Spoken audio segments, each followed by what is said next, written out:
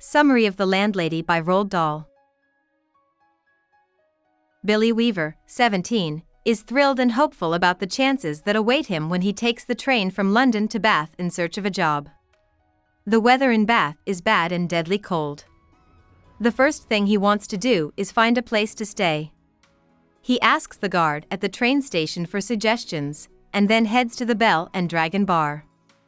As Billy walks through a city he doesn't know, he sees how run down and abandoned the area is. But he stops in his tracks when he sees a lovely and brilliantly lit bed and breakfast in sharp contrast to his dark surroundings. Billy thinks for a few minutes about whether he should keep going to the pub, but for some reason he feels drawn toward the bed and breakfast. Billy is enchanted by the fire, and he can't help but notice the comfortable furniture, the pretty little dachshund curled up by the fireplace, and the happy yellow chrysanthemums in the window. As Billy waits outside in the warm light from the bed and breakfast window, the door opens and a friendly old woman invites him in. The landlord is very nice to Billy, and she rents him a room for a low price. Billy sees as he hangs up his coat that there are no other hats or coats in the hall. He finds it strange that the bed and breakfast is not more popular, especially since it is so nice. As she takes him upstairs, the owner tells him that she is choosy and particular about who she lets stay in her home. Billy's landlady shows him around his clean room and makes him sign the guest book that same night. Billy finds the landlady's strange behavior funny, but he is not worried that she seems slightly off her rocker. Instead, Billy thinks that she was harmless and clearly a kind and generous person.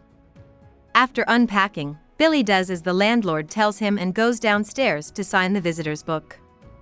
There are only 2 notes in the book from other guests, so Billy adds his own. Billy feels like he knows both of the names that are written there, and he tries hard to figure out why he does. Billy is thinking when the landlady comes in with a big tray of tea and sets it down next to the sofa. She then asks Billy to join her. Billy is interested in the names of the 2 people in the guest book, so he asks the owner a few questions about them.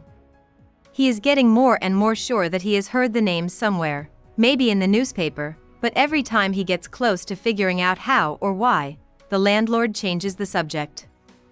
Billy and the landlord are having a cup of tea at the same time. The landlord says a lot of strange things about Mr. Christopher Mulholland and Mr. Gregory W. Temple, her former guests. She talks about their bodies and ages and talks about them as if they still lived upstairs. Billy doesn't know how long they stayed at the bed and breakfast or when they left. The landlord is always saying things that aren't true, but she still insists that Billy must drink his tea. During one of the landlady's long periods of silence, Billy figures out that the parrot in the box in the living room is not alive. The landlord says proudly, "I stuff all my little pets myself when they die," and she points to the dog, which is also dead and stuffed.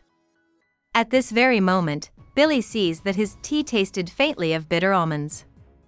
He asks the owner, "Has anyone else stayed here in the last 2 or 3 years besides them?"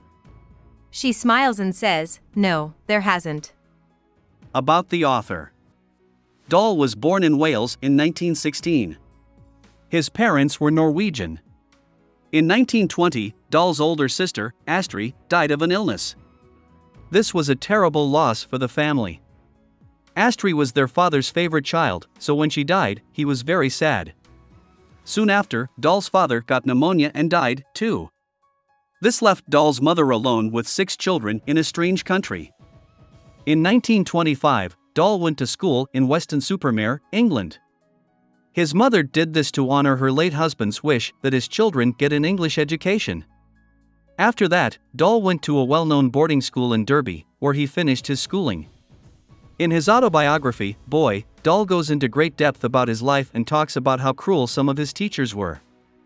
As a young adult, Dahl worked for Shell Oil. At the start of World War II, he joined the Royal Air Force, RAF, and became a fighter pilot. In 1940, when his plane fell, he was hurt very badly.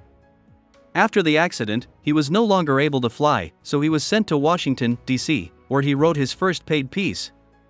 Dahl wrote stories for adults for the next 20 years, and James and the Giant Peach, his first book for kids, came out in 1961.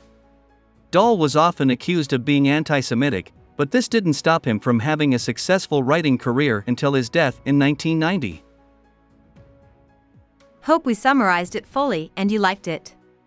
Please hit the like button and subscribe to our channel so that we are motivated to create more videos.